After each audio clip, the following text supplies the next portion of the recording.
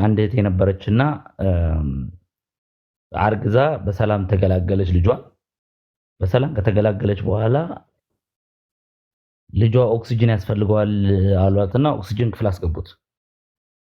ኦክሲጅን ክፍል ገባና ኦክሲጅን 2 ቀን ከተሰጠው በኋላ ከዚህ በኋላ ኦክሲጅን ከተነቀለ ሟች ነው፣ ይሄ ልጅ ስለማይሆን ቢቀበር ይሻላል፣ በቃ ሞቷል ብላችሁ ቁጠሩ አሏት።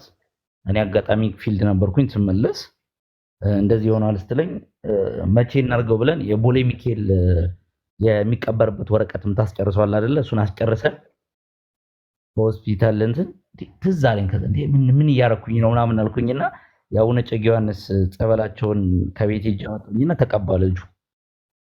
ልክ በሆነች ደቂቃ ኢንተርቫል ማለት ነው ዶክተሩ ምንድን ነው ያደርጋችሁት አላት ለነርሶ።